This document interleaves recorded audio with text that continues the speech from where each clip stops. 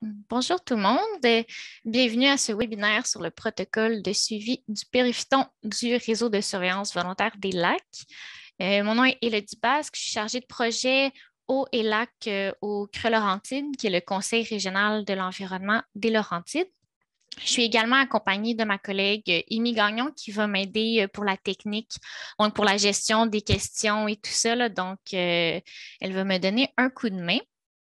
Donc, je vous remercie de participer à ce webinaire, puis j'espère que ça va vous être utile pour la suivi de la santé de votre lac. Peut-être des petites instructions Zoom pour débuter. Donc, pour les questions, on a mis des périodes de questions là, quand même assez fréquentes au fil de la présentation. Donc, vous pourrez poser vos questions à ces moments-là. Vous pouvez soit utiliser le chat qui est en bas, donc, juste en bas ici, là, un peu vers la droite, donc il y a le clavardage. Donc, vous pouvez écrire votre question à tout moment dans le chat. Puis, lors de la période de questions, on va pouvoir lire votre question et lui répondre. Sinon, vous pouvez toujours utiliser là, de lever votre main, en fait, là, dans l'onglet. Si vous cliquez sur l'onglet participant, à côté de votre nom, vous avez une petite main que vous pouvez lever. Donc, on va pouvoir vous donner là, la parole lors des questions si vous préférez la poser de vive voix. Donc, sinon, pour les autres boutons là, sur le Zoom, vous avez le unmute. Donc, s'il vous plaît, gardez votre micro fermé, à moins que vous vouliez poser une question là, lors des périodes de questions. Comme ça, on va éviter là, les interférences. Vous pouvez aussi ouvrir, fermer votre caméra. C'est vraiment selon vous. Moi, ça ne me dérange pas du tout si vous préférez la garder ouverte ou fermée. Et sinon, bien à la fin, vous pouvez quitter la rencontre en cliquant sur Leave Meeting ou avant si vous trouvez ça pas assez intéressant. Mais voilà, donc si jamais il y a quoi que ce soit, là, écrivez dans le chat, puis on va vous aider avec ça. Justement, Élodie, il y a déjà une petite Oui. question dans le chat si ce webinaire est applicable aux rivières. C'est déjà une excellente question. Ça pourrait être applicable aux rivières. La seule chose, quand il y a du courant, ça peut impacter là, l'accumulation de périphton sur les roches et tout ça. Donc, ça ne sera pas nécessairement comparable à des résultats d'un lac, mais c'est quelque chose qu'on pourrait voir avec l'équipe du réseau de surveillance volontaire des lacs, voir si ils ont des barèmes ou quoi que ce soit pour des rivières, là. Parce que dans le fond, ce qu'on recherche à savoir, c'est l'épaisseur de périphton dans des endroits où l'épaisseur n'a pas été modifiée par le courant ou par des vagues ou même du piétinement. Donc, dans une rivière avec un courant considérable, là, ça pourrait venir fausser les résultats. Mais techniquement, ça serait faisable. C'est plus pour l'interprétation des résultats qui, je ne sais pas, qu'est-ce qu'on pourrait en tirer vraiment. Donc, pour le déroulement du webinaire, donc, on va faire une très brève introduction. Ensuite, on va voir vraiment le protocole de suivi du périphton en tant que tel. Il y a également le document de soutien au protocole qui est disponible, qu'on va vous présenter. Et finalement, le chiffrier de compilation, un peu comment il fonctionne, à quoi il ressemble, comment bien le remplir et tout ça. Donc, pour ceux et celles qui sont peut-être moins familiers avec le Creux-Laurentide, donc on est le Conseil régional en environnement des Laurentides. On a été fondé en 1995, principalement par des groupes communautaires et environnementaux, donc beaucoup d'associations de lacs. On a trois principaux volets à notre mission, donc évidemment la protection de l'environnement, mais aussi le développement durable et l'amélioration des processus démocratiques. On travaille beaucoup sur l'eau, les lacs, vu la réalité de notre région. On a beaucoup de cours d'eau et de lacs, mais on travaille également sur les changements climatiques, la mobilité, les matières résiduelles et l'éco-responsabilité. Et on a la majorité de nos membres, les gens peuvent se mettre membres du CRE Laurentide, c'est majoritairement des associations de lacs. Donc, on entre déjà dans le vif du sujet. Donc, le protocole de suivi du périphton. C'est un protocole qui a été élaboré dans le cadre du programme Réseau de surveillance volontaire des lacs, qui est un programme qui a été élaboré par le ministère de l'Environnement et de la lutte contre les changements climatiques. C'est un programme qui a été mis sur pied il y a quelques années. Le protocole de suivi du périphton remonte là, à 2012. Et il a été élaboré évidemment par le réseau de surveillance volontaire des lacs, mais aussi en partenariat avec le GRIL, qui est le groupe de recherche interuniversitaire en limnologie, et aussi le CRE Laurentide. Donc, nous, on fait beaucoup d'accompagnement et de formation là, auprès des bénévoles, des associations pour les aider à réaliser les différents protocoles du RSVL, dont celui-ci. Donc, pourquoi on fait le suivi du périphton? En fait, c'est une approche qui est relativement récente et qui nous permet d'évaluer l'eutrophisation des lacs. Donc, c'est un élément bonus qui vient nous informer un petit peu plus sur la santé du lac. Et parce qu'il y a un lien qui a été démontré entre l'abondance du périphton et l'importance des apports en phosphore, surtout qui vient du bassin versant du lac, donc tout ce qui est lié à l'occupation et aux activités humaines. Puis, ce qui est vraiment intéressant, c'est que le périphton peut être un des premiers signes d'enrichissement en phosphore parce que tout le phosphore qui provient des activités humaines dans le bassin versant va finir par s'écouler dans le lac. Et les premiers organismes qui vont capter ce phosphore-là, ce sont les plantes aquatiques et aussi les organismes qui se trouvent dans le périphton, qui sont vraiment dans le littoral du lac, donc vraiment sur le pourtour du lac, sur le bord. Donc, s'il y a des changements en enrichissement en matière nutritive, dont le phosphore, qui provient du bassin versant, ça va être capté par ces organismes-là en premier. Donc, on va voir des changements au niveau des plantes aquatiques et du périphton en premier lieu, avant qu'on voit des changements dans nos échantillonnages de la qualité de l'eau, par exemple, qui vont être faits, eux, à la fosse du lac, donc au point le plus profond, qui se trouve vraiment plus dans la colonne d'eau, plus vers le centre du lac. Donc, le suivi du périphton, c'est vraiment intéressant pour cet aspect-là.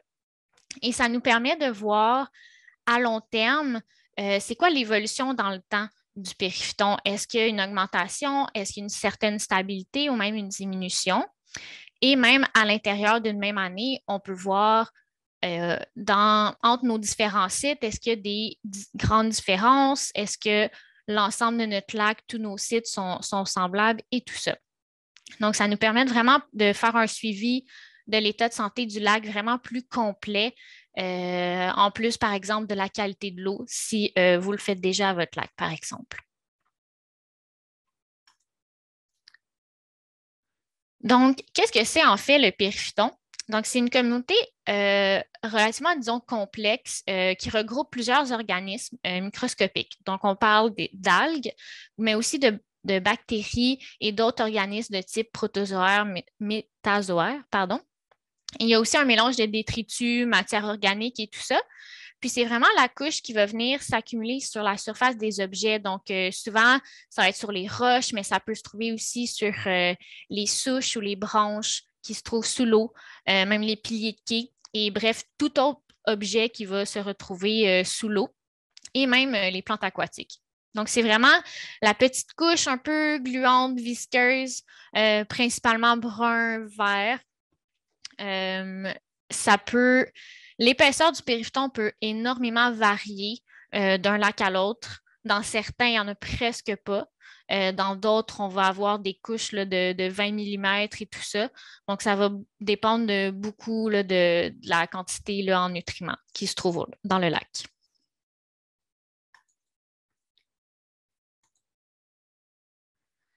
Ce qui est important, c'est qu'il faut bien identifier le périphton et ne pas le confondre avec d'autres types d'organismes. Par exemple, les algues filamenteuses qui, elles, sont vraiment plus des nuages, des amas, vraiment filamenteux qui seront non fixés aux roches, qui peuvent se déposer sur les roches ou sur sur les branches, pardon, comme on voit sur certaines des images en haut. Mais, par exemple, vous allez voir, c'est vraiment plus un aspect de nuages. C'est beaucoup, quand on touche, on sent vraiment les filaments et tout ça. Donc, ça ne fait pas partie du périphyton. Donc, on ne doit pas le compter dans notre suivi.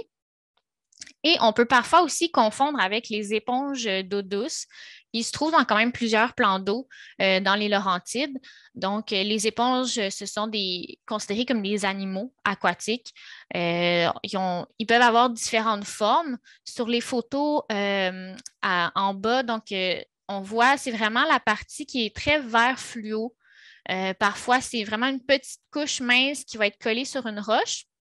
Alors que d'autres fois, ça va avoir un aspect un petit peu plus, euh, disons, plus de petits buissons, de petites plantes. Il va y avoir des petites branches et tout ça. Donc, il y a différents types d'éponges d'eau douce, mais on peut en retrouver là, quand même régulièrement.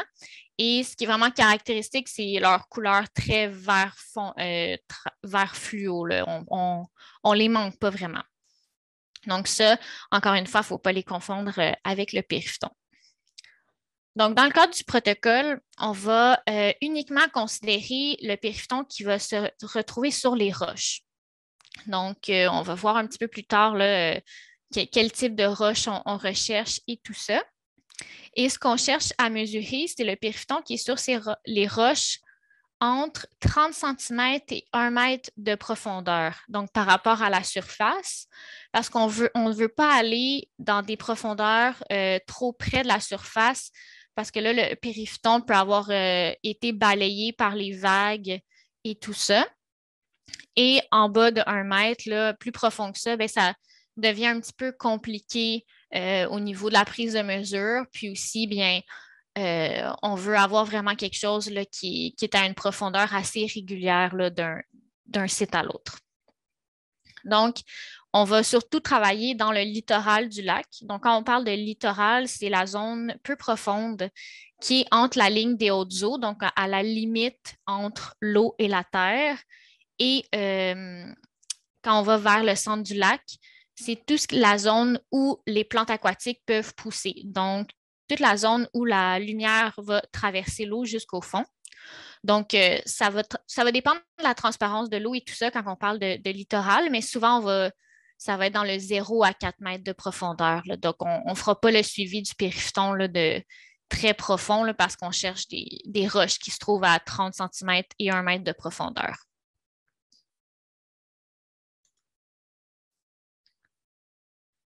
Donc, au niveau de l'approche du suivi, la première chose qu'on cherche à aller collecter comme information, c'est l'épaisseur du périphyton sur les roches qui vont se trouver, comme je disais, dans la zone littorale. Et on va aller chercher cette information-là à plusieurs endroits autour du lac. Et en même temps, on va aller chercher des observations complémentaires, donc des informations sur le substrat, donc quelle grosseur de roche sur laquelle on a mesuré, l'apparence du périphyton, donc le pourcentage de recouvrement, donc l'importance relative, la couleur et tout ça. Est-ce qu'il y a des présences de filaments? On va voir un petit peu plus tard à quoi ça ressemble. Donc, c'est principalement les informations qu'on va aller chercher. Et avant de débuter le suivi, il faut préparer son plan de suivi. Donc, ça va être, si vous le faites pour la première fois à votre lac, donc ça va être de déterminer à quel endroit on va identifier nos sites de suivi, ce qui est une étape très importante parce qu'on veut des données qui sont le plus représentatives possible de notre lac. Puis, on doit poursuivre pendant plusieurs années le suivi au même site. Donc, la sélection de nos sites au départ est très importante. Et ce qu'on conseille très fortement, c'est de valider votre plan de suivi avec l'équipe du RSVL avant d'aller sur le terrain pour prendre vos mesures. Comme ça, vous êtes certain que vous avez bien sélectionné vos sites, que votre plan est solide. Comme ça, vous n'aurez pas là, à faire des ajustements en cours de route et tout ça.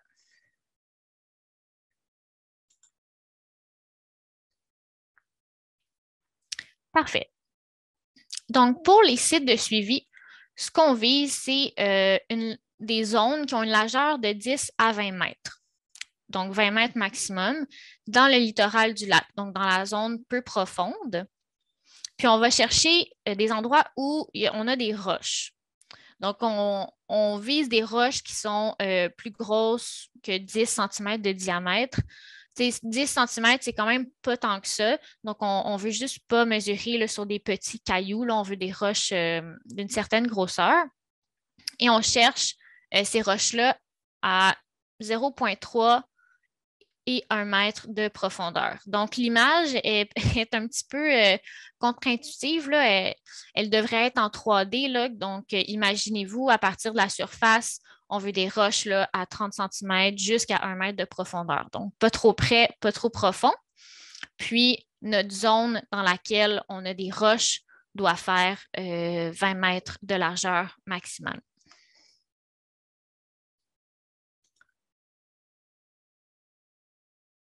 Parfait. Donc, on cherche à réaliser les mesures entre la mi-juillet et la mi-août. En fait, c'est qu'on attend la mi-juillet pour que le périphyton soit, disons, à son maximum de croissance. Puis après la mi-août, ça se peut qu'il se soit détérioré un petit peu. Donc, on vise vraiment son pic là, durant la saison, entre ces moments-là. Et on essaie de viser aussi des journées relativement ensoleillées, calmes, peu de vent, peu de circulation au niveau de la navigation, puisqu'on va être dans l'eau pour prendre les mesures. Donc, on essaie d'avoir des moments relativement calmes. Puis, ce qui est important aussi de noter, c'est qu'on n'a pas besoin d'être des professionnels ou quoi que ce soit, des biologistes ou peu importe. N'importe qui peut faire le suivi du périphyton. Par contre, on doit avoir quelqu'un au moins dans l'équipe qui est à l'aise à aller dans l'eau pour prendre les mesures avec un masque de plongée. Donc, si on a au moins une personne qui est à l'aise de faire ça, on est correct. Parfait. Je n'avais pas mis de période de questions ici, mais je peux peut-être arrêter un petit moment là, si jamais il y a des questions pour l'instant.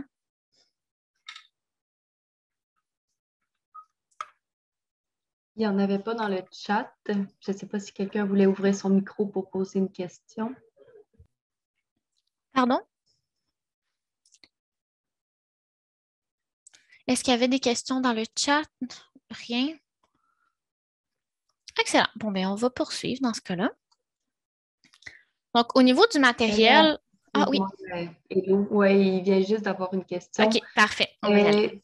S'ils ont très peu de roches dans leur lac? Oui, on va le voir un petit peu plus tard. Il est possible de... on peut ajuster le nombre de mesures qu'on fait par roche ou le nombre de sites, tout dépendant des sites qui sont propices pour ça. Si on a vraiment très, très peu de roches, il est possible de faire le suivi sur d'autres objets que des roches. Par contre, nous, de notre côté, on ne l'a jamais essayé de faire des suivis là, sur d'autres substrats que des roches. Par contre, le protocole mentionne que c'est possible. Donc, dans ce cas-là, je vous conseillerais là, de... On va le voir un petit peu plus tard, mais je vous conseillerais peut-être là, de contacter l'équipe du RSVL, voir quelle option ils vous conseillent là, à ce niveau-là. Donc, si jamais vraiment on n'est pas capable d'avoir le nombre de sites minimum et le nombre de roches minimum. Mais il y a quelques diapositives un petit peu plus tard là, qui parlent un petit peu plus en détail de ça. Est-ce qu'il y avait d'autres questions pour l'instant? Non? D'accord. Non. Excellent. Donc, au niveau du matériel, ce n'est pas un protocole qui nécessite énormément de matériel, je vous dirais. Là, c'est sûr, la liste a l'air relativement longue, mais c'est quand même assez simple. Dans le fond, on a besoin d'une embarcation qui est manœuvrable en eau peu profonde parce qu'on veut circuler là, dans le littoral du lac. Donc, ça peut être un canot, un kayak, une petite chaloupe ou quoi que ce soit. C'est sûr que c'est un protocole qui nécessite que la personne qui prend les mesures dans l'eau embarque de l'embarcation une fois qu'on est arrivé au site. Donc, ça, c'est à considérer. Mais dans le fond, n'importe quelle petite embarcation peut faire le travail. C'est aussi important d'avoir une carte du lac sur lequel on fait un suivi. Si une carte bathymétrique est disponible, je vous conseille d'utiliser cette carte-là. On en a quand même plusieurs là, sur l'Atlas des lacs, sur le site web du Creux-Laurentides. Sinon, il y a toujours moyen là, d'obtenir des cartes autrement. La fiche de collecte de données, évidemment, pour noter nos données. Et aussi, savoir où est-ce que sont nos sites, là, donc notre fiche qui indique les sites de suivi. Puis, dans le fond, on doit avoir une fiche de collecte de données par site de suivi. Donc, on va voir un petit peu plus tard là, comment on sélectionne nos sites et combien on doit en avoir. Et évidemment, puisqu'on désire mesurer l'épaisseur de périphyton, on doit avoir une règle qui est graduée en millimètres. Donc, une classique règle de 30 cm en plastique souple, c'est parfait. Et on doit avoir le zéro qui est au bord de la règle. Donc, on va voir ça également un petit peu plus tard. Élément important aussi, le masque de plongée avec un tuba. Comme on doit faire des lectures sur la règle, on désire voir sous l'eau. Le tuba, c'est à la discrétion de la personne. Ceinture lestée, en fait, là, on va voir plus tard là, comment on prend nos données. Donc, c'est vraiment à la discrétion de la personne, encore une fois, là, si elle désire avoir un certain poids avec elle pour lui permettre de caler un petit peu plus.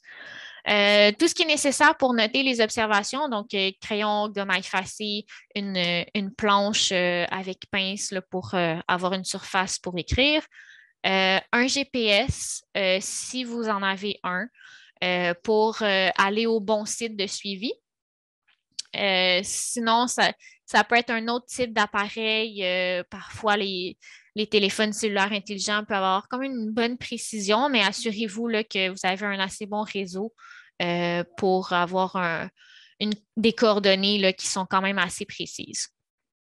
Un aquascope au besoin. Un aquascope, ça nous permet, c'est un peu une chaudière avec un plexiglas au fond. Le RSVL a notamment un protocole pour en fabriquer. Donc, ça nous permet d'identifier les sites où il y a des roches si vous êtes à votre première année. Donc, pour identifier les sites, ça peut être quand même pertinent d'avoir un aquascope pour voir où sont les roches. Et bon, appareil photo numérique allant sous l'eau, vraiment non obligatoire. C'est seulement si vous désirez faire des photos des roches sur lesquelles vous avez pris des données, mais c'est vraiment, vraiment pas obligatoire. Au niveau des cartes, vous pouvez en premier lieu aller voir sur l'Atlas des lacs du Creux-Laurentides, puisqu'il y a beaucoup de cartes bathymétriques, là, donc tout ce qui est en lien avec la profondeur de l'eau.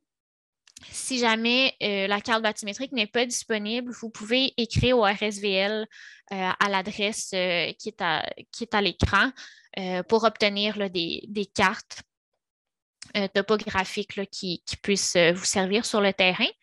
Sinon, si vous avez une autre carte quelconque de votre lac, ça peut faire le travail également. Et aussi une petite note simple mais importante. Donc, on conseille d'utiliser des crayons à mine lors de vos observations parce que moindrement qu'il y ait des gouttes d'eau ou quoi que ce soit, un stylo avec l'encre, ça fait un peu de gâchis, puis ça peut facilement devenir illisible.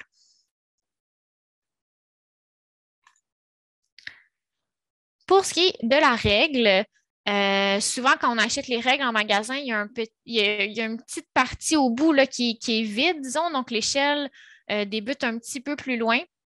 Par contre, comme on va venir déposer la règle sur la roche et qu'on veut que ça débute à 0 mm, donc on doit venir souvent couper le bout de la règle. Donc, c'est un petit détail, là. Vous aurez à le faire qu'au début, mais c'est quand même important à considérer là, pour avoir des mesures d'épaisseur qui sont justes. Donc, ça se fait quand même assez bien là, avec un X-Acto et un autre support là, pour couper droit. Excellent. Est-ce qu'il y a des questions pour l'instant?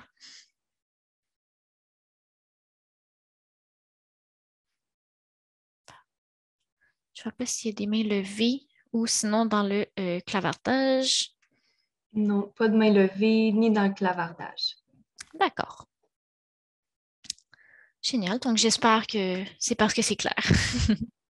Sinon, n'hésitez vraiment pas à poser des questions.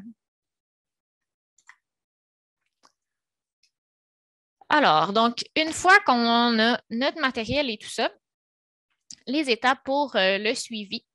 Premièrement, élaborer notre plan de suivi. On va voir un petit peu juste après là, en quoi ça consiste.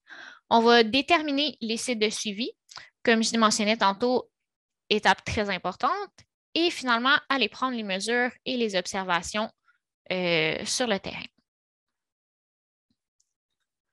Donc, la première étape qui est l'élaboration du plan de suivi.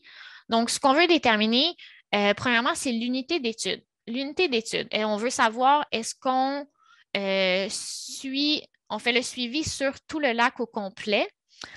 Parfois, si vous habitez autour d'un lac qui est très grand ou qui a vraiment plusieurs bassins différents, on peut parfois choisir de faire un bassin principal ou une section du lac ou quoi que ce soit.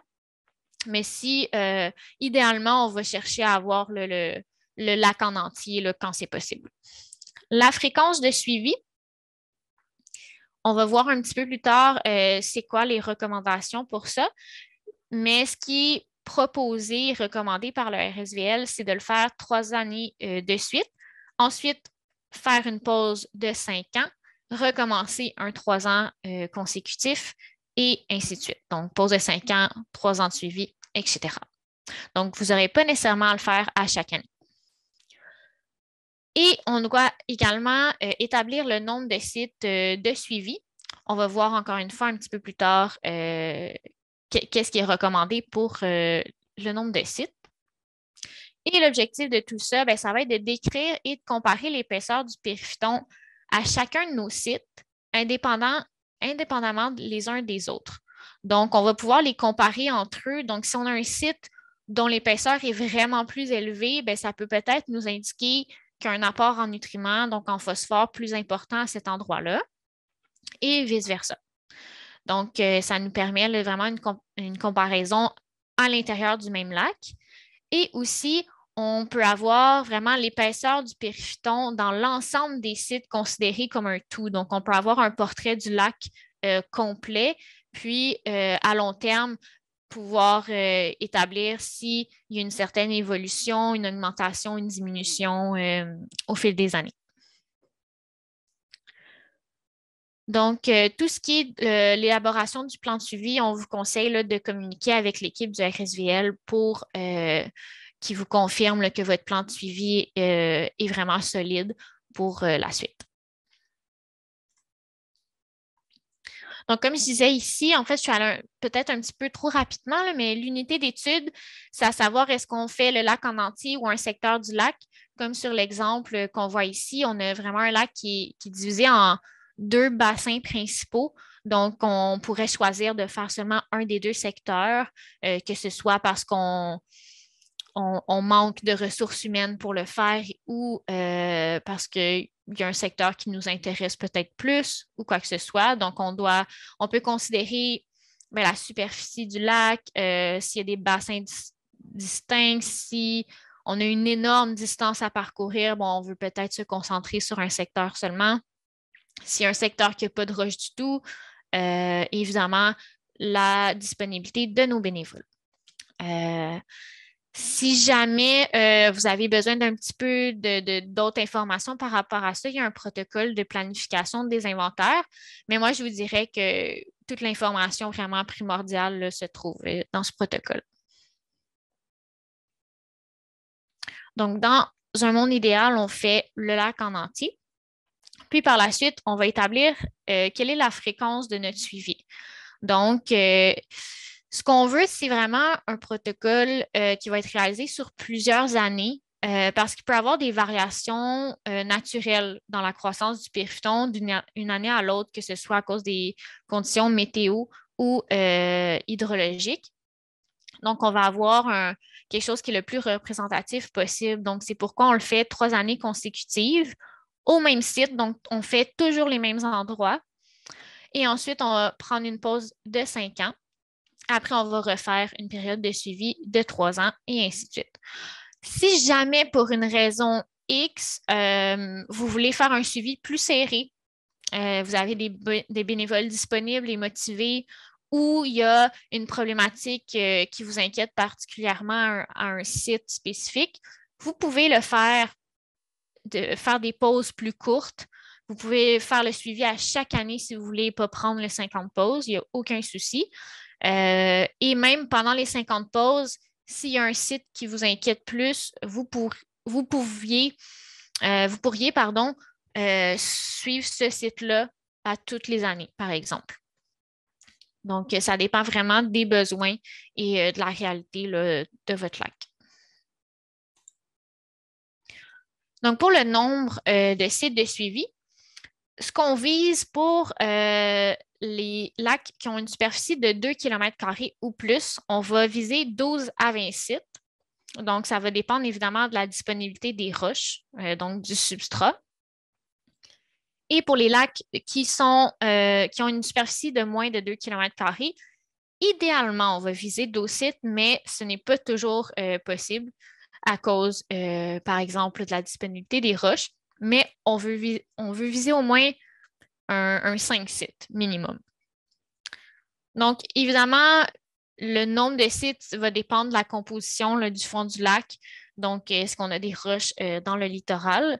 Donc, mais au moins, on part avec un idéal, puis par la suite, quand on va sur le terrain, voir vraiment bien identifier nos sites, on va avoir un portrait plus détaillé.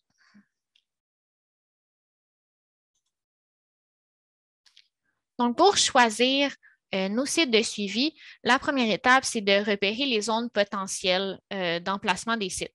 Donc, on va patrouiller la zone littorale. Ça peut être fait notamment à l'aide d'un aquascope et à bord d'une petite embarcation là, qui est manœuvrable en eau peu profonde. Mais ça pourrait être même faisable à pied à partir du bord, là, si jamais l'eau du lac est quand même une bonne transparence, là, ça pourrait être fait à pied. C'est sûr que on ne veut pas nécessairement aller se promener sur le terrain privé d'autres personnes, là, mais ça pourrait être fait là, tout dépendant avec qui vous êtes et si c'est des terrains privés ou pas.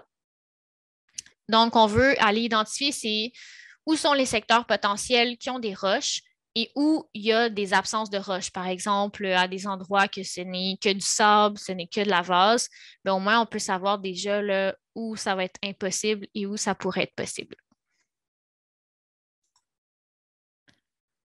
Donc, encore une fois, une carte peut être utile à cette étape-là. Donc, on peut avoir sur notre carte rayer les endroits qu'on sait que c'est impossible parce que le fond du lac ne nous permet pas. Et ensuite, on peut diviser notre lac en zones. Donc, si on sait qu'on a un lac de moins de 2 km², on sait que l'idéal, c'est 12 sites, ben, on va essayer de diviser le pourtour du lac en 12 zones. Ce qu'on veut avoir idéalement, c'est que nos sites soient représentatifs de la diversité de l'environnement du pourtour du lac. Donc, on veut autant avoir des zones habitées que non habitées. On veut des zones qui sont exposées au vent, d'autres qui ne le sont pas, exposées au soleil, non exposées au soleil. Donc, on essaie vraiment d'avoir une diversité dans nos zones.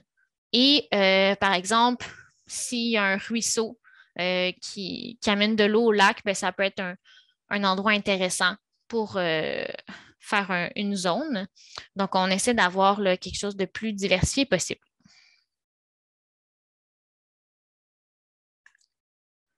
Donc, une fois qu'on a identifié nos 12 zones, on va aller voir sur le terrain, est-ce qu'on a vraiment des sites à ces endroits-là, des sites possibles avec des roches.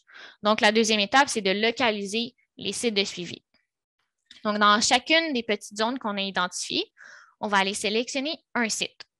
Donc, petit rappel, les sites de suivi doivent faire 10 à 20 mètres de largeur.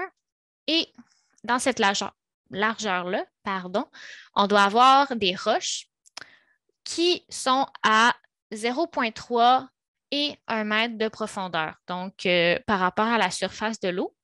Et on doit avoir des roches qui sont plus grandes que 10 cm de diamètre. Donc, si on a déjà notre carte divisée en zones, on peut aller identifier nos sites de suivi sur notre carte. Donc, en y allant, on peut y aller à peu près là, en dessinant pour avoir un visuel là, donc de la fin, du début et la fin de chaque site. Et une fois qu'on a bien confirmé qu'on a nos roches, qu'on en a assez à la bonne profondeur, bien, on doit prendre les coordonnées GPS au centre du site. Donc, si on se met au centre du site, on se dit on peut aller de chaque côté, à droite, à gauche, un maximum de 10 mètres de chaque côté. Donc, c'est vraiment important de prendre les coordonnées GPS au centre du site. Puis ça, bien, on va le voir là, dans la fiche de collecte de données, comment on note ça. Donc, si vous avez un GPS, ça peut être utile. Sinon, c'est toujours possible de le faire avec des applications sur un téléphone intelligent, que ce soit Google Maps, Avenza Maps ou des choses comme ça. Ah, et aussi une note très importante là, qui est dans le petit post-it en jaune. C'est très important de ne pas sélectionner les sites en tenant compte de l'abondance ou de l'absence de périphyton. Donc, on doit vraiment choisir nos sites de manière totalement au hasard, là. Donc, on ne doit pas se dire, ah bien, on va le mesurer ici parce qu'il semble en avoir beaucoup, ou à l'inverse, ah, on va venir mesurer ici parce qu'on dirait qu'il n'y en a pas beaucoup. Donc, on veut que ça soit, on ne veut pas induire de biais comme ça. Donc, on veut vraiment y aller de manière indépendante, puis avoir quelque chose de plus représentatif possible. Donc, quand je disais là, pour la localisation des sites de suivi et des coordonnées GPS, donc la première page du chiffrier de compilation, c'est l'identification des sites. Donc, pour chaque site, on doit noter la latitude et la longitude, donc les coordonnées GPS. Et idéalement, on doit les prendre en NAD 83 et en coordonnées en décimales. Parfois, si jamais vous utilisez une autre application et tout ça et que vous les avez en degrés, minutes, secondes, ce n'est pas la fin du monde. Là. Vous pouvez les noter comme ça, puis après, on peut les convertir. Là. Il y a plusieurs convertisseurs disponibles sur Internet. Mais c'est que le ministère, l'équipe du RSVL préfère avoir tout selon les mêmes types de coordonnées. Comme ça, ils peuvent compiler puis comparer. Donc, quand on dit en décimale, là, ça ressemble à ça.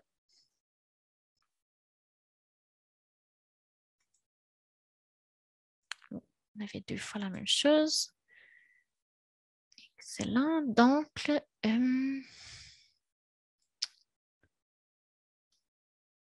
est-ce qu'il y a des questions jusqu'à maintenant? Oui, il y aurait 2 questions dans le chat. Parfait. La première, c'est avez-vous un exemple pour marquer des roches? Oui, bien, en fait, c'est qu'on n'a pas besoin de refaire les mesures sur les mêmes roches. C'est en autant qu'on les fasse au même endroit. On va revenir à chaque année sur chaque site, donc aux mêmes coordonnées GPS, mais à l'intérieur de notre largeur de 10 à 20 mètres, on va venir sélectionner nos roches au hasard à chaque année. Donc, ce n'est pas nécessaire d'avoir les mêmes roches, donc d'être capable de les identifier ou quoi que ce soit. Donc, je ne sais pas si j'ai bien répondu à la question, là, c'est ce que la personne voulait savoir, mais si jamais, vous pouvez apporter une précision.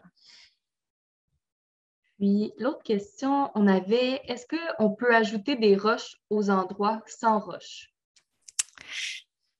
Ce n'est pas la première fois qu'on me pose cette question-là et je n'ai pas vraiment de réponse claire, malheureusement, parce que ça peut être délicat de venir ajouter quelque chose dans un plan d'eau.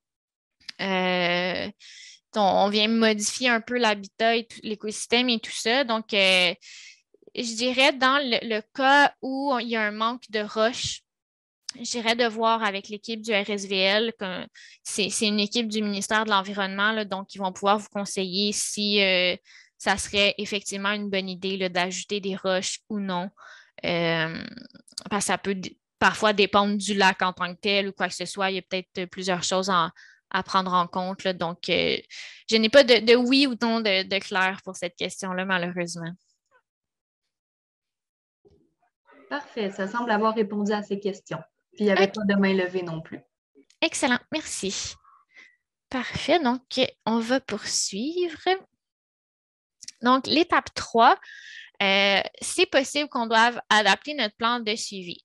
Parce que si au départ, avec notre carte, on a identifié nos zones, on sait nos zones où il n'y a pas vraiment de roches et tout ça, on vise 12 sites, mais une fois sur le terrain avec notre aquascope, on se rend compte qu'on n'est pas capable d'avoir un site dans les 12 zones qu'on a identifiées. Parce qu'il, justement, manque des roches. Ou, par exemple, si on arrive à un site puis qu'on voit que c'est un endroit qui est piétiné beaucoup et qu'on voit vraiment les marques là, d'objets ou de pieds qui ont enlevé, arraché le tapis de périphyton, ben là, ça ne devient plus un site qui est intéressant parce qu'il va y avoir des billets dus à du piétinement. Donc, si jamais on doit faire des petits changements par rapport à ça, ben on peut diminuer le nombre de sites. Donc, on vise, par exemple, pour les lacs de moins de 2 km², 12 sites, mais on peut diminuer notre nombre de sites là, en cas de besoin sans problème. Et également, par site, ce qu'on veut, c'est mesurer sur 10 roches. Par contre, ça se peut que sur un site, on a quelques roches, mais on n'arrive pas à 10. C'est possible de s'ajuster, mais ce qu'on veut, c'est un minimum de 5 roches. Donc, si vraiment les lacs qui ont peu de roches, vous voyez là, que vous n'êtes pas capable d'obtenir 10 roches par site, on peut diminuer jusqu'à 5 roches. Donc, il y a beaucoup de chiffres là, dans les informations que je vous donne, là. Donc, j'espère que vous n'êtes pas trop mêlés avec tout ça, là, mais vous allez voir là, une fois qu'on va arriver là, dans la fiche de compilation de données, tout ça, c'est quand même assez clair, là. Puis une fois que vous le faites sur le terrain, ça éclaircit beaucoup de choses.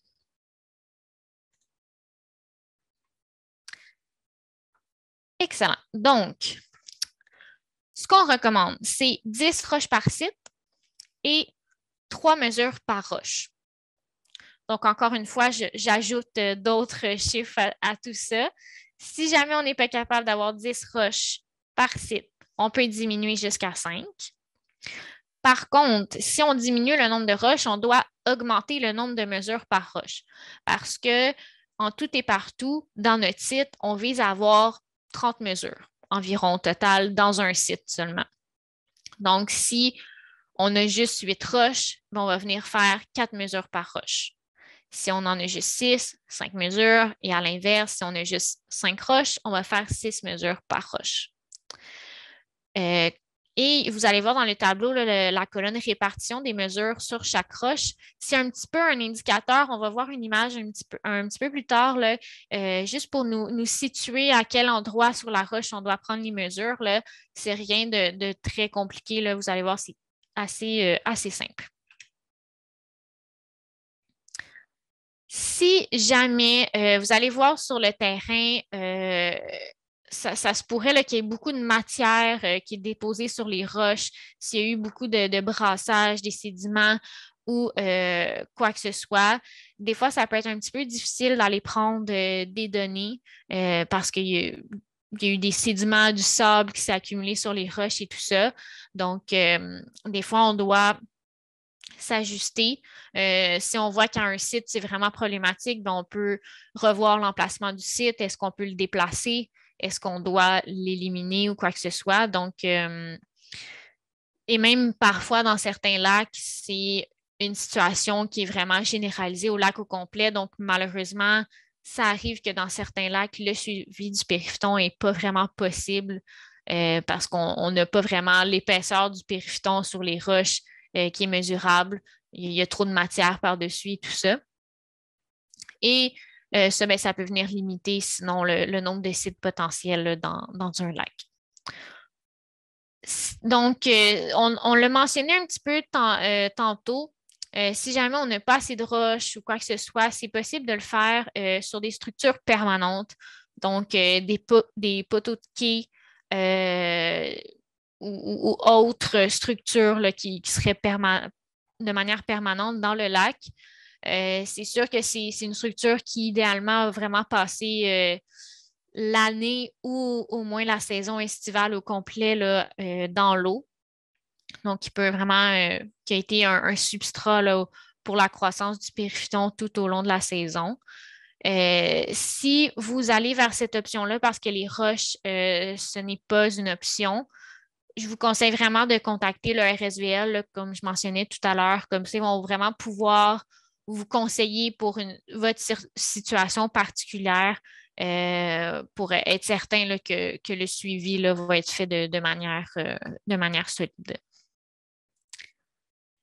Autre point également, on ne peut pas utiliser une falaise rocheuse comme site. Donc, si on a une partie du lac que c'est vraiment une falaise qui sort de l'eau, mais qui est sous l'eau vraiment, malheureusement, ce n'est pas considéré comme une roche en tant que telle.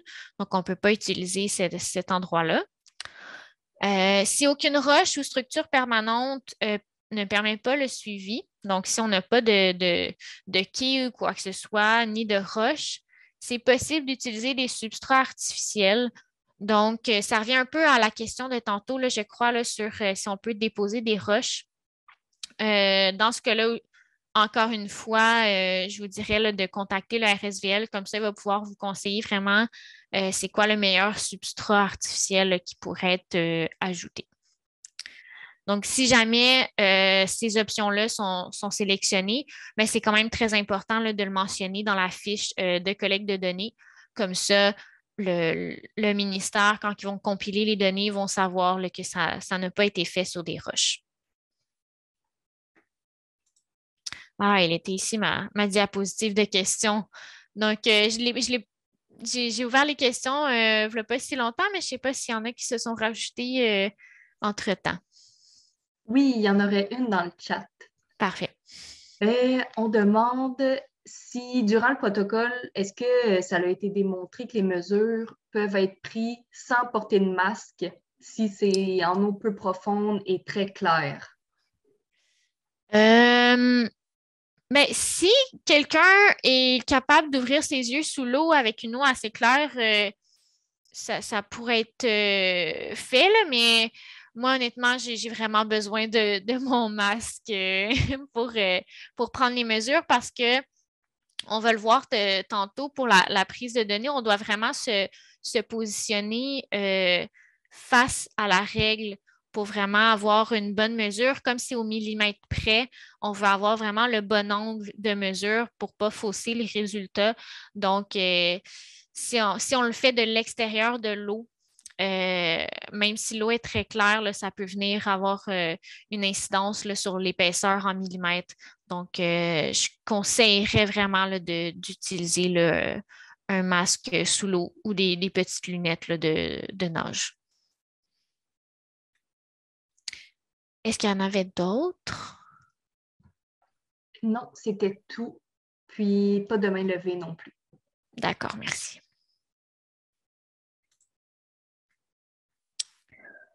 Donc, pour la prise des mesures et des observations, ce qui est conseillé, c'est, je dirais, une équipe de 3 personnes. Donc, une personne qui va prendre les mesures et qui va faire les observations dans l'eau. Une personne qui prend en note les mesures sur la feuille et les observations donc de la personne qui est dans l'eau. Et une personne qui assure la conduite de l'embarcation. Par contre, c'est possible de faire le protocole à 2 personnes. Donc, une personne qui va rester dans l'embarcation, qui va prendre les mesures en note, et l'autre personne qui va être dans l'eau, qui va faire les mesures. Moi, honnêtement, ce que je recommande, ce que je trouve vraiment efficace, c'est une équipe de 4 personnes. Si jamais si vous êtes capable d'avoir une équipe de 4 personnes, je trouve ça vraiment idéal. Comme ça, on peut se mettre 2 par 2, 2 personnes qui restent dans les embarcations pour prendre les notes et 2 personnes qui sont dans l'eau pour prendre les mesures. Comme ça, chaque personne qui est dans l'eau fait 5 roches. Comme ça va vraiment plus vite. Les gens qui sont dans l'eau restent moins longtemps dans l'eau. Donc, on ne finit pas par avoir froid ou quoi que ce soit, puis ça va vraiment rapidement. Donc, moi, dans mon idéal, je vise 4 personnes. Donc, 2 personnes qui prennent les notes, 2 personnes dans l'eau. Mais ça se fait très bien à 3 ou à 2 également.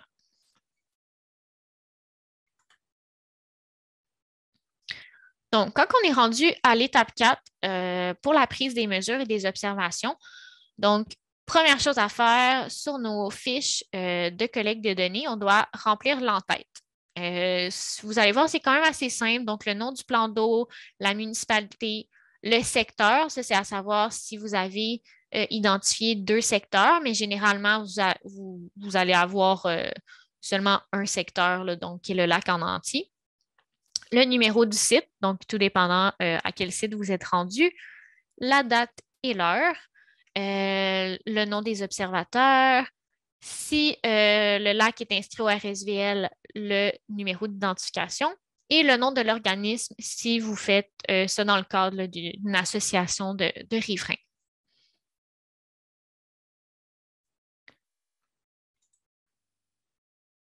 L'étape 5, qui est de mesurer l'épaisseur du périphyton. Donc, l'épaisseur du périphyton, c'est vraiment un tapis film qu'on appelle, donc vraiment la petite couche qui s'accumule sur les roches. Puis on va venir la mesurer avec notre règle graduée qui est idéalement transparente. Ben, en fait, pas idéalement, qui doit être transparente. Mais un petit truc, moi, je vous conseille de mettre un tape blanc derrière parce que si c'est seulement transparent, ça va être difficile de voir là, pour vous. Ou en fait, elle peut être directement blanche là, si vous avez une règle blanche. Donc, au niveau des consignes, donc, on doit par site avoir 30 mesures de l'épaisseur. Donc, ce qu'on vise, c'est 10 roches plus grandes de 10 cm et on fait 3 mesures par roche. Comme on a vu tout à l'heure, on peut diminuer le nombre de roches si ce n'est pas possible d'en avoir 10. Dans ce cas-là, on doit augmenter le nombre de mesures sur chacune des roches. Et primordial, on doit faire notre sélection de roches de manière aléatoire parce qu'on veut quelque chose de représentatif de notre lac. On ne veut pas aller sélectionner les roches parce qu'elles ont beaucoup de périphytons ou à l'inverse parce qu'elles n'en ont pas beaucoup. Donc, on doit vraiment sélectionner nos roches de manière aléatoire. Donc, en évitant de tenir compte de l'abondance du périphyton. Et on doit éviter aussi de brasser le dépôt qui va être sur les roches ou même dans le fond de l'eau. Vous allez voir assez rapidement quand vous allez pratiquer la prise de données. Moindrement qu'on brasse trop, ben là, ça devient difficile là, de venir faire nos mesures. Puis on ne veut pas venir brasser trop le périphyton qui est accumulé sur les roches parce que ça peut en faire détacher. Puis là, ça va venir là, induire en erreur nos prises de mesure. Ensuite, donc, on va venir déposer la règle sur la roche. Il y a une petite image plus loin là, de comment on doit procéder. Puis, il faut positionner la règle en ayant un angle droit vis-à-vis l'échelle de graduation. Parce qu'on s'entend une roche, là, c'est pas super droit. Donc, on va venir vraiment déposer notre échelle de graduation de manière à ce qu'elle ait un angle droit avec la roche. Puis ensuite, on doit faire les mesures au millimètre près. Donc, vraiment important, là, on doit noter 0 mm, 1 mm, 2 mm, etc. Et aussi, autre notion importante, une mesure de 0 est une mesure valable. L'absence de périphyton est une donnée. Donc, une lecture de 0 mm, c'est une donnée qui est valable. Donc, on ne doit pas penser là, que ce n'est pas bon. Ensuite de ça, on doit faire les lectures vraiment vis-à-vis l'échelle de graduation parce qu'on s'entend, la règle a une certaine largeur, mais fiez-vous vraiment à ce qui se trouve du côté de l'échelle. Donc, où on a les petites lignes là, au millimètre. Et on doit noter l'épaisseur à l'endroit où se termine la couche la plus abondante du périphyton vis-à-vis l'échelle de graduation. Donc, visuellement, ce que ça veut dire, c'est on doit vraiment viser l'échelle de graduation, donc où il y a une abondance plus importante. Là, donc, sur l'image en bas, on va vraiment venir noter vis-à-vis le pointillé. Donc, ce que je disais tout à l'heure par rapport à la règle transparente, comme là, vous voyez, sur une règle transparente, ce n'est pas nécessairement évident.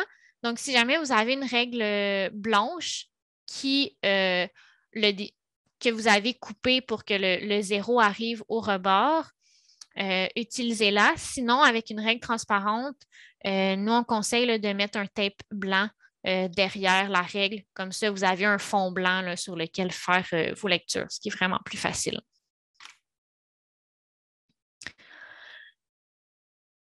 Pour la répartition des mesures, donc dans le tableau tout à l'heure, ça mentionnait à 3, 6, 9, 12 heures et tout ça. Donc, dans un monde idéal, on va avoir 10 roches sur lesquelles on va pouvoir faire 3 mesures. Et ce qu'on veut, c'est faire nos mesures sur le tour de la roche. Donc, on ne viendra pas faire nos mesures sur le dessus. Donc, on va vraiment faire nos mesures sur le tour de la roche selon un cadran d'une montre. Donc, on peut y aller vraiment là, à peu près, mais si on fait 3 mesures par roche, on peut se dire, j'en fais une à midi, j'en fais une à 4 heures et une à 8 heures. Puis, si on doit en faire un petit peu plus parce qu'on a moins de roches, on s'ajuste selon le tableau de tout à l'heure. Donc, il faut essayer de se rappeler, on vise des profondeurs de 30 cm à 1 mètre de profondeur, donc pour nos mesures, et on fait nos mesures sur les contours de la roche et non sur le dessus. Par contre, sur le schéma, ce qu'on voit, notre roche peut dépasser la surface, peut dépasser le 0,3 m de profondeur par rapport à la surface. Ça, c'est vraiment pas grave. C'est en autant que nos mesures se fassent à la profondeur adéquate.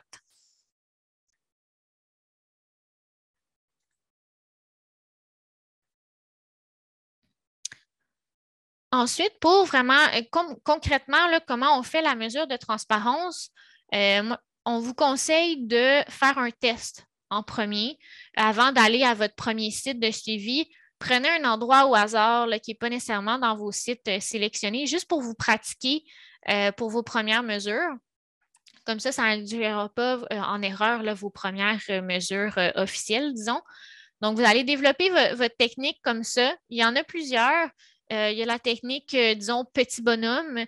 Donc, vous pouvez déposer vos pieds au sol, vous pencher, installer la règle, puis avoir votre visage vraiment de manière là, perpendiculaire à la règle pour faire une bonne lecture.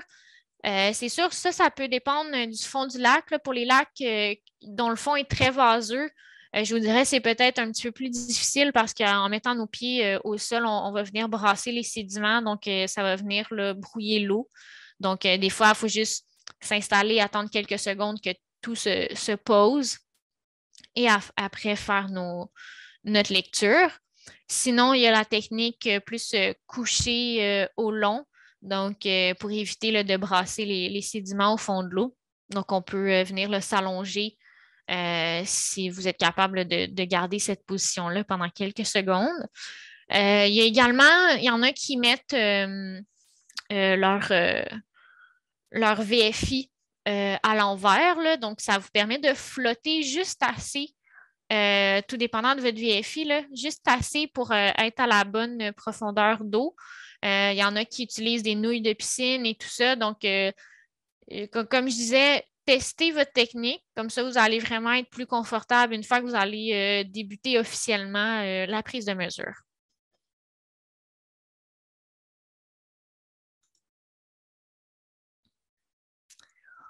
Alors, une fois qu'on a identifié notre bonne technique, qu'on sait comment s'y prendre et tout ça, pour la prise de mesure, donc dans la fiche de collecte de données, on a vraiment la première section qui est sur l'épaisseur de périphyton. Donc là, c'est un petit peu petit, là, mais on va le voir euh, tout à l'heure. Donc, chaque colonne correspond à chacune des roches et chaque ligne est une mesure. Donc, ici, par exemple, sur la roche, notre première roche, on a fait des mesures de 2, 3 et 9 mm d'épaisseur de périphyton. Donc, voilà. Puis, on a une feuille par site. Donc, si vous avez 12 sites, vous êtes supposé avoir 12 feuilles de prise de notes avec vous.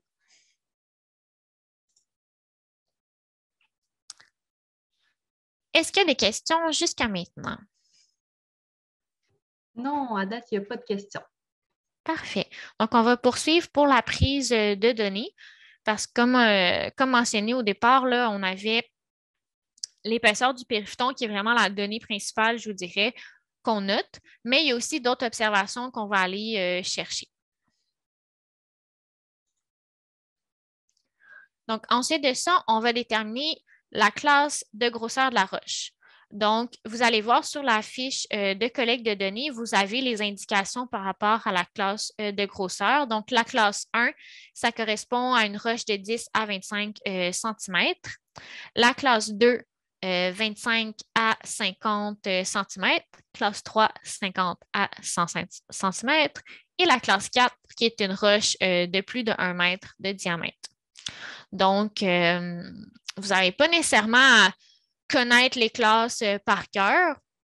Je vous dirais, la personne qui prend les notes peut vous remémorer là, à chaque fois quelles sont les classes de grosseur ou si vous pouvez aussi, en tant que personne qui prend les mesures, dire ben, cette roche-là, j'estime qu'elle a à peu près là, 20 cm de diamètre. Comme ça, la personne qui note peut identifier la classe de grosseur là, associée.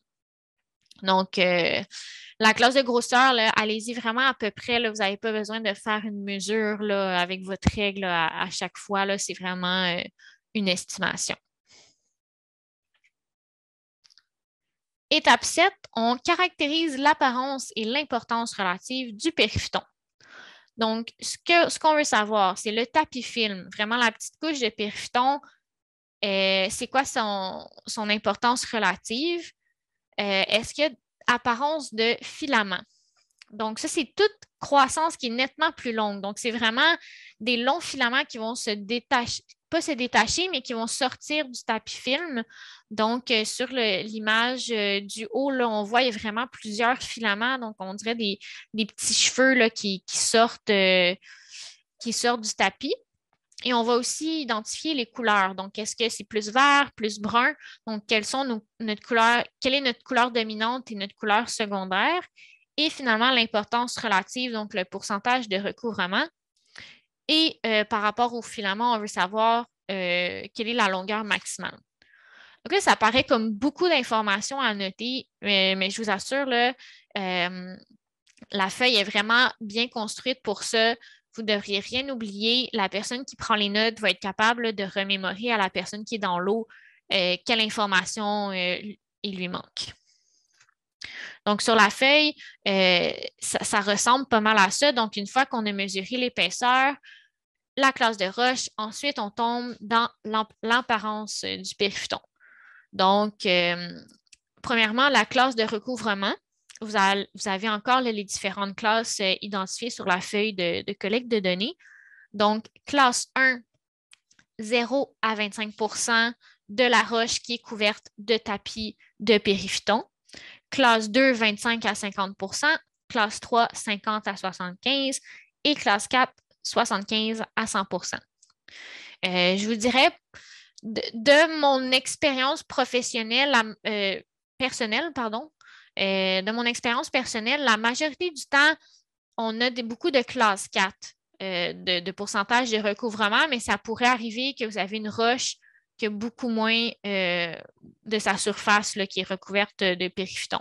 Donc, mais ça arrive souvent là, que la majorité de la roche, là, il y a un petit tapis film de périphyton. Donc, une fois que ça, c'est noté, on va aller chercher la couleur. Donc, on va mettre un D pour la couleur dominante et on va mettre un S pour la couleur secondaire. Donc, parfois, on n'a pas de couleur secondaire, donc notre périphyton est seulement brun.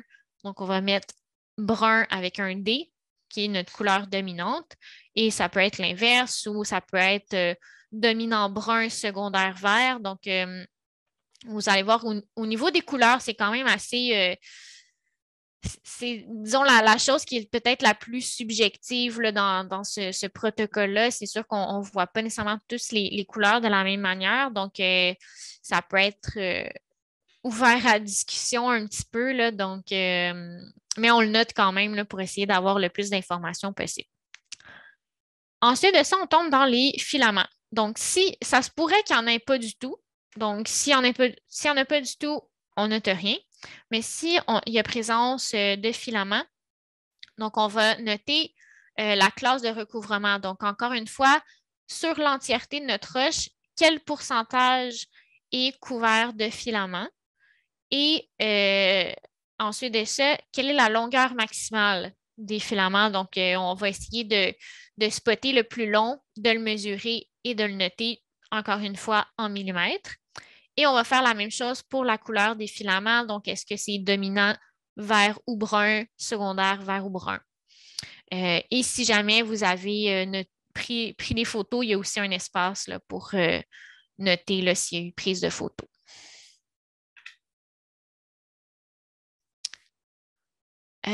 Parfait. Donc, ici, on a un exemple rempli là, pour ce qui est de la présence de filaments. Donc, par exemple, sur la photo ici, on aurait un filament de 42 cm avec couleur dominante brun, couleur secondaire vert, avec un pourcentage de recouvrement entre 0 à 25 %. Donc, ça veut dire qu'il y a un petit peu de filament sur la roche. Et donc ici, c'est un rappel des classes de pourcentage ou des classes de grosseur des roches. Vous n'avez pas nécessairement à les apprendre par cœur. La personne qui prend les notes dans l'embarcation peut vous le rappeler au besoin. Mais je vous dirais, après une coupe de roches, là, ça va rentrer, puis vous allez finir là, par le connaître un petit peu par cœur. Et ici, le tableau 4, donc c'est un tableau résumé des mesures et des observations qui doivent être faites. Donc, à chaque site, pour l'épaisseur du périphyton, on doit faire 30 mesures par site. Donc, idéalement réparties sur 10 roches, soit 3 mesures par roche. Comme on a vu, si jamais il n'y a pas 10 roches de disponibles, on peut augmenter le nombre de mesures par roche pour en avoir 30. La grosseur des roches, on doit évaluer selon une classe de grosseur qui a été mentionnée à la diapositive précédente et l'apparence et l'importance relative. Donc, pour le tapis film, on doit identifier les couleurs dominantes secondaires et le pourcentage de recouvrement. Pour les filaments, on veut encore une fois les couleurs dominantes et secondaires, la longueur maximale et le pourcentage de recouvrement. Donc, encore une fois, je vous dirais, c'est pas pour la personne qui est dans l'eau qui va prendre les mesures, vous n'êtes pas obligé là, de savoir par cœur toutes les informations que vous deviez aller chercher. Je vous dirais, c'est vraiment la responsabilité de la personne qui est dans l'embarcation, qui prend les notes, qui dit OK, parfait, épaisseur du périphyton. Là, la personne est dans l'eau, vous dit les mesures, la personne dans l'embarcation les notes. OK, ensuite, classe de grosseur de la roche. Parfait. Tapis film, classe de recouvrement. Excellent. Couleur. Parfait. Ensuite, est-ce qu'il y a des filaments? Oui, non. Puis après, on pose les questions. Donc, si la personne qui prend les notes dans l'embarcation est à son affaire, on ne devrait rien oublier. Donc, comme c'est la personne qui a la feuille devant elle, c'est beaucoup plus facile de rien oublier pour cette personne-là que la personne qui est dans l'eau avec un masque et une règle. Donc, ça, c'est un exemple de fiche de collecte de données pour un site. Donc, chaque site va avoir sa feuille comme ça. Donc, vous devez en amener là, le nombre adéquat selon votre nombre de sites. Donc, on y va colonne par colonne pour chacune des roches. Et comme je disais tout à l'heure, d'année en année, on n'est pas obligé de retourner aux mêmes roches. On doit seulement retourner au même site avec les coordonnées GPS. Et voilà. Donc, c'est ça pour la fiche de collecte de données. L'étape 8, bon, je vous dirais, c'est vraiment facultatif. Là, on peut prendre des photos si jamais, pour une raison quelconque, vous aimeriez avoir des photos, puis vous disposez d'un appareil qui va sous l'eau. Allez-y. Puis ici, là, il y a un exemple de la numérotation des photos là, pour bien associer quelle photo correspond à quel site et tout ça.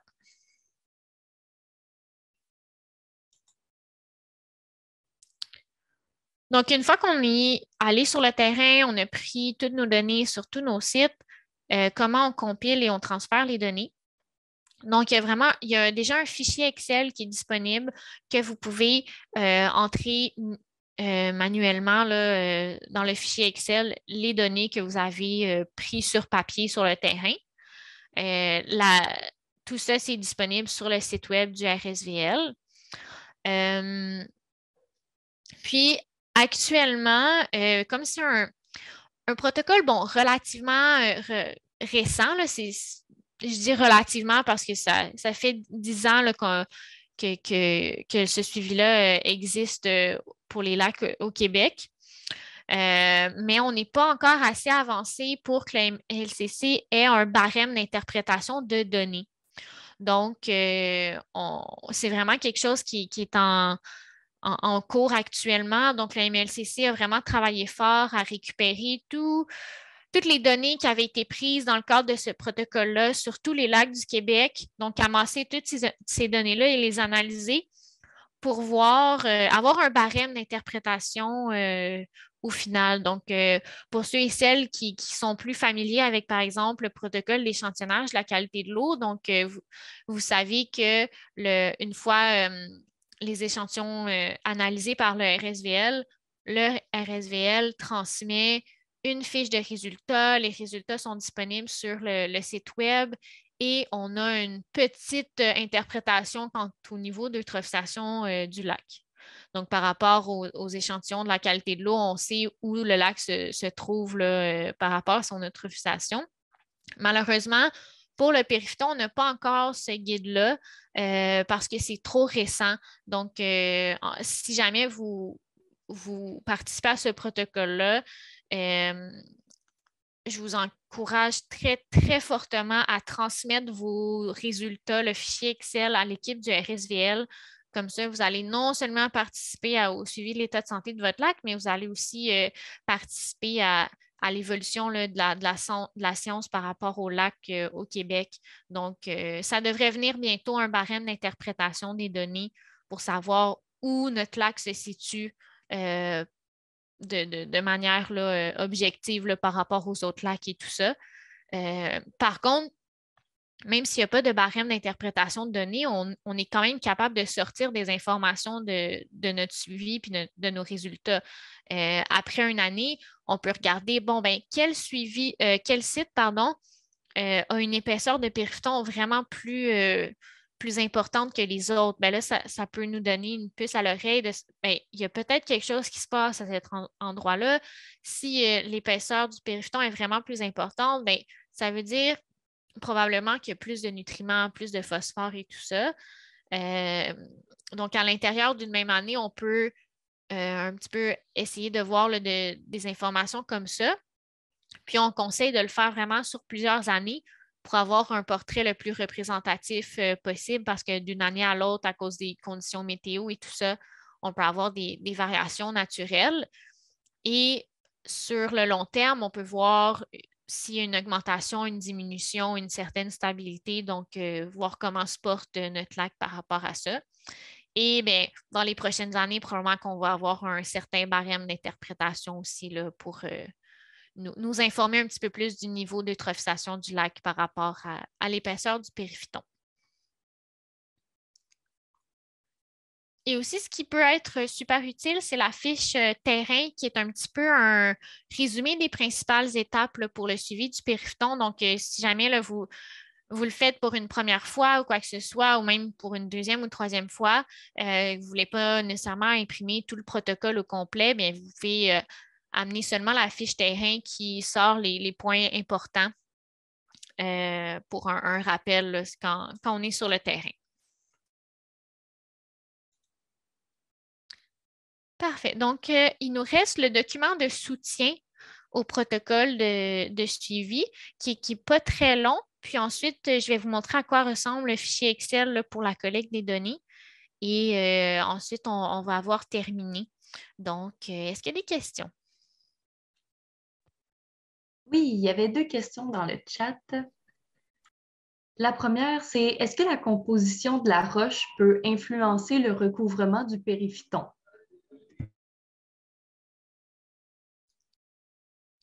C'est une bonne question. Je ne croirais pas que le type de roche vienne grandement influencer l'épaisseur du périphyton.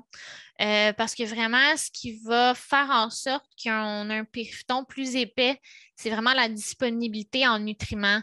Donc, plus il y a de nutriments disponibles dans le milieu, donc dans l'eau, plus les organismes qui composent le périphyton vont pouvoir le proliférer puis faire un tapis plus épais.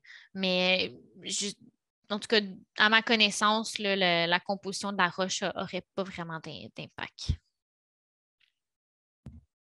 Parfait. Et l'autre question, c'est est-il possible que le recouvrement en filament soit très faible, mettons 1%? Oui, tout à fait. Tout à fait. Je vous dirais, c'est quand même assez rare qu'on a beaucoup de filaments, là. Quand on en voit, souvent, c'est un pourcentage de recouvrement assez faible, là. Donc, oui, c'est tout à fait possible là, qu'on a seulement quelques pourcentages. Il n'y avait plus de questions. Génial. Donc, on va poursuivre. Donc, j'avais mis 2 heures là, pour le webinaire, là, mais on risque de finir avant ça. Donc, vous allez être libre pour votre soirée. Donc, on vient de terminer tout ce qui est dans le protocole de suivi du périphyton. Et mais le RSVL a également produit un document de soutien qui est un document qui est vraiment qui montre des exemples de prise de données parce que, bon, c'est bien beau de présenter le protocole et tout ça, mais en réalité, à quoi ça ressemble? Là, c'est sûr que tout dépendant sur quel écran vous êtes, là, ça ne sera pas nécessairement évident de bien voir, mais juste à première vue comme ça, moi, j'insiste sur le fait d'avoir une règle blanche ou avec un tape blanc parce que, comme vous voyez, si on n'a pas de fond blanc, c'est plus difficile de faire les lectures. Mais si jamais vous avez seulement une règle transparente, là, vous pouvez mettre vos doigts derrière la graduation. Petit truc comme ça, là, juste pour avoir un fond plus pâle sur lequel faire vos lectures. Donc, j'avais oublié qu'il y avait des petites animations dans ce PowerPoint. Donc, ici, bon, c'est même sur mon écran à moi, là, c'est un petit peu difficile à voir. Donc, ici, ça serait un exemple sur lequel on a 0 millimètre d'épaisseur de périphyton. Donc, je rappelle, 0 millimètre est une donnée valable. Puis, placez votre règle de manière aléatoire, donc pas viser. Essayez de ne pas être influencé par l'abondance ou l'absence de périphyton quand vous allez déposer votre règle pour la prise de données. Et également, vraiment, venez positionner la graduation au millimètre de manière à ce qu'elle soit en angle droit avec la roche le plus possible. Puis on fait vraiment notre mesure du côté de la graduation, donc vis-à-vis les petites lignes de millimètres. Ensuite de ça, ici, on a un exemple. Bon, l'angle de la photo est vraiment pas génial, là, mais on voit un petit peu là, sous le 1 cm, là, donc ce serait de 7 mm. si jamais vous ne voyez pas super bien actuellement, là, le document de soutien est également disponible sur le site web du RSVL, donc vous pourrez aller y jeter un coup d'œil là, par la suite si nécessaire. Ici, donc, on a un exemple où c'est 6 mm. Et ça peut être, ça peut provoquer une discussion parce que, comme ça mentionnait dans le protocole un petit peu plus tôt, on fait notre mesure où l'abondance du périphton est la plus épaisse vis-à-vis la graduation. Donc là, vous voyez qu'il y a comme un gros bout de périphton là, qui dépasse, qui va vers le 2 mm, mais ce qu'on veut vraiment, c'est vis-à-vis nos petites graduations, là, l'abondance du périphton. Donc, on aurait une mesure de 6 mm. Ah, il y avait une petite flèche pour l'indiquer. Donc, il y en a un petit peu plus au-dessus de ça, mais c'est vraiment pas, c'est pas une abondance qui est vraiment plus. S'il y a des petits bouts qui dépassent et tout ça, mais c'est vraiment comme l'épaisseur du tapis film là, en abondance qu'on cherche à avoir. Donc, c'est sûr qu'il y a une certaine subjectivité dans la prise de mesure, mais on essaie de suivre le plus possible ce qui est indiqué dans le protocole pour que nos mesures soient le plus représentatives puis stables possible pour comparer dans notre lac. Et d'un lac à l'autre également pour l'équipe du RSVL. Ici, donc, on ne voit pas super bien, mais c'est une mesure là, de 6 mm, donc encore une fois, vis-à-vis de notre graduation du côté droit. Bon, il y a quelques exemples, encore une fois, là, je vais les passer quand même là, assez rapidement. Donc, ici, on a seulement 2 mm, donc parce qu'on c'est vraiment où il y a une abondance vraiment plus je cherche mon mot là, un petit peu, là, mais on veut vraiment une stabilité là, dans l'épaisseur du périphton. Là, donc, on ne va pas nécessairement mesurer tous les petits bouts là, qui dépassent, là, qui ne sont pas vraiment constants ou qui font peut-être un petit peu moins partie du tapis film.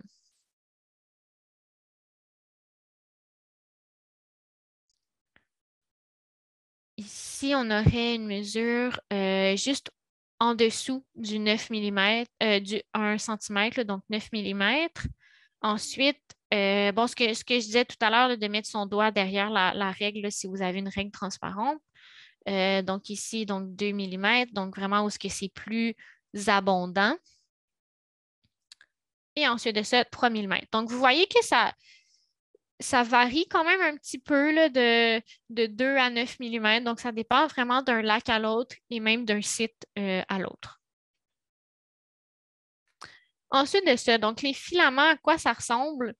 Ça peut être quand même assez variable. Par exemple, la photo là, numérotée 36, c'est vraiment des filaments plus verts, qui ont l'air plus des cheveux un petit peu. Là. Donc, on va aller vraiment chercher la longueur maximale de ces filaments-là. Donc, ici, on aurait un exemple là, à 97 mm. Donc, quand même assez long filament. Alors que certains autres filaments peuvent avoir un aspect plus beaucoup moins fin, plus des petits amas de périphitons qui sont plus longs, je dirais.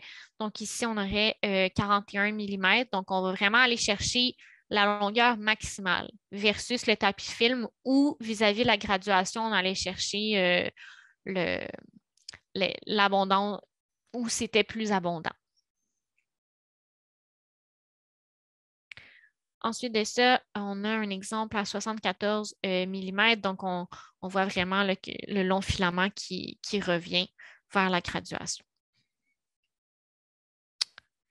Donc, c'est pas mal ça pour les petits exemples. Pour les classes de recouvrement, c'est un petit aide-mémoire qui peut vous aider visuellement à savoir qu'est-ce que ça représente en termes de pourcentage, une roche qui est recouverte à 10, 20, 30, etc. de périphton. Donc, des fois, sur le coup, ce n'est pas toujours évident, mais vous pouvez vous référer à cette image-là là, pour avoir une petite idée. Et également, une petite note sur les couleurs. Je vous dirais pour le suivi du périphton, si c'est peut-être pas le meilleur protocole pour les gens daltoniens, surtout les teintes de vert et brun, c'est pas toujours évident à différencier, surtout sous l'eau. Chacun voit les couleurs un petit peu différemment, puis même sur les couleurs qu'on voit là actuellement, on pourrait peut-être s'obstiner là, sur qu'est-ce qui est considéré comme vert, qu'est-ce qui est considéré comme brun. Je dirais, on pourrait pas mal être tous d'accord sur le fait que la première ligne en haut, c'est vert, la dernière ligne en bas, c'est brun, mais dans l'entre-deux, des fois, ce n'est pas toujours évident. Donc, c'est sûr qu'il y a une part de subjectivité dans le protocole, mais essayez d'être le plus constant possible, ou du moins, si vous êtes plus qu'une personne à prendre les mesures, essayez de vous mettre d'accord peut-être un petit peu sur tout ce qui est par rapport aux couleurs et tout ça.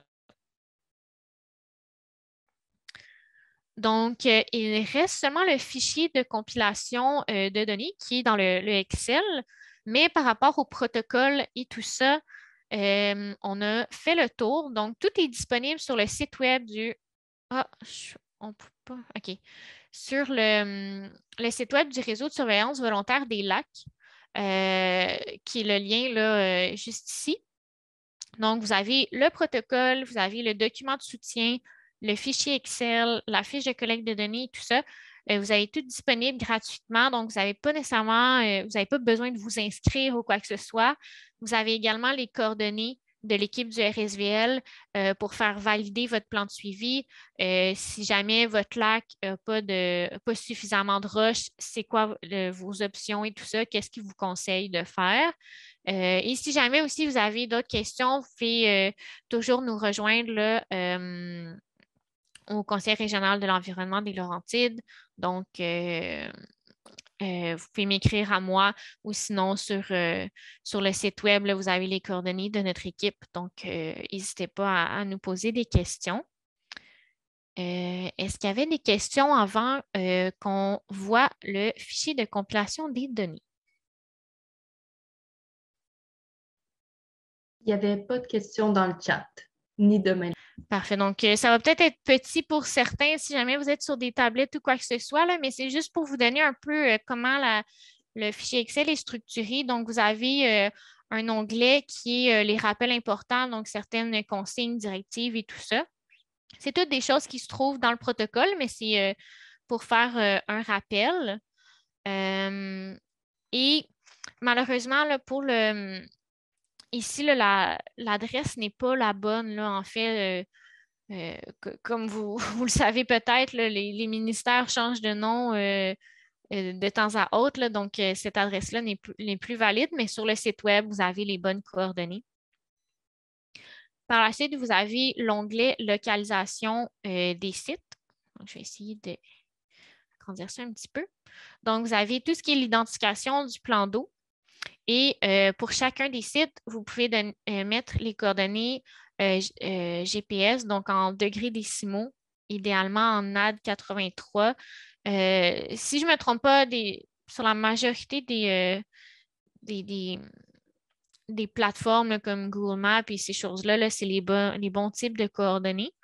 Et également, c'est conseillé aussi de vous mettre des repères et des notes. Donc, si jamais vous savez que le site 1, c'est sur la presqu'île X, le site 2, c'est près du quai de Madame Chose, le site 3, c'est à côté de la grosse île et tout ça. Donc, vraiment, mettez-vous des repères et des notes comme ça. Une fois que vous êtes sur le terrain pour la deuxième année, ben là, vous avez des repères, vous savez un petit peu plus où aller pour chacun des sites. Donc, oui, vous allez pouvoir vous aider d'un GPS ou d'un téléphone ou d'un autre appareil, mais si vous avez des petits repères, là, ça peut être facile aussi. Et ensuite de ça, bien, vous avez un onglet pour chacun des sites. Donc, c'est exactement comme la fiche papier. En fait, vous pouvez partir du fichier Excel pour vous imprimer les fiches de collecte de données. Donc, vous pouvez retranscrire dans le fichier Excel là, tout ce qui est l'identification du plan d'eau, les prises de mesure ici, les classes de grosseur de la roche, classe de recouvrement du tapis film, les couleurs et les informations par rapport au filament. Donc, chaque site va avoir sa feuille de collecte de données, comme ça. Et vraiment, c'est super important d'envoyer ce fichier Excel-là à l'équipe du RSVL. Comme ça, eux vont pouvoir compiler les données, puis arriver à un barème d'interprétation qui est le plus fiable possible. Donc, plus on a de données, plus on est capable d'arriver à quelque chose là, le plus rapidement et solidement. Donc, c'est à ça que ressemble le fichier Excel. Sinon, pour le site web du RSVL, donc à www.environnement.gouv.qc.ca, donc /o/RSVL. Donc, c'est une longue adresse, là, mais si jamais vous tapez dans un moteur de recherche, là, réseau de surveillance volontaire des lacs, là, vous allez y arriver rapidement. Donc, vous avez toutes les informations sur les différents protocoles, sur le RSVL en général et tout ça, comment ça fonctionne. Et vous avez vraiment tous les documents nécessaires pour d'autres protocoles. Donc, il y a d'autres protocoles qui existent, donc dont la détection des plantes aquatiques exotiques envahissantes et tout ça. Puis, pour le suivi du périphyton, vous avez le protocole, le document de soutien, la fiche terrain qui est le résumé et le chiffrier de compilation. Donc, vous avez tout à votre disposition ici. Sinon, bien, je vous remercie de votre attention et de votre écoute, puis aussi de votre participation dans le suivi de l'état de santé des lacs. C'est super important, puis votre travail bénévole est grandement apprécié. Donc, merci beaucoup.